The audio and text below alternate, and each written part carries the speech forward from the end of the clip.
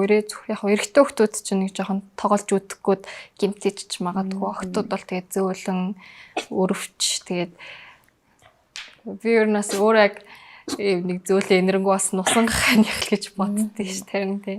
Тэгээд амтан тайртай болж өссөн. Тэгээд усан гахай багасаа л хижээлээ одоо хүртэл хижээжлээ. Ямар нэгэн харшил маршил өдөн гэсэн юм бол байхгүй. Байгаа л та. Тий. Тэгээд өснөөс нь харшилж болно. Аль эсвэл нөгөө өөр биеийн одоо шингэн шээс ч юм уу те. Бусад зүйлсүүдээс нь харшилж болж одоо хувь хүний л асуудал болчихж байгаа юм л та. Өснө хэр онох бол.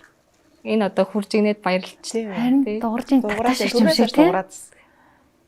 Одоо энэ болохоор тааламжтай байгаа гэсэн. Бүр налайгаад хөвтчихөж байгаа байхгүй нэ. Орчин аймаар мэдрэг юм байна тий. Тийм. Тэгээд ижлэн хажуудаа хамт байгаа болохоор хамаагүй тухтай. Усаас унан яг ингээд өвөр дээр аваад буцаад тавихаар ингээд ус олчдаг. Тэгээд урт устэй нь бол ингээд бүр урт ус шуурна гэсэн. Тэгээд самнах шаардлагатай. Самнаад усын яг ингээд унгаагаад самнаад байнга самнаж байгаа. Болно өдөр болгон тийм самнах шаардлагатай л болчихж байгаа гэсэн. Үс уналтын витамин энэ төр хэрэглэх шаардлагагүй юу нохоо муур шиг. Үгүй тэгээ нөгөө өвсөн үедээ нөгөө шахмал хоолоо идчихвэл тэр шахмал хоолнд чинь шаардлагатай зүйлс витамин С, ялангуяа витамин С бусад зүйлсүүд нэмэлтээр байгаа гэсэн. Өвний хувьд ер нь хэдэн орчим байдаг бол?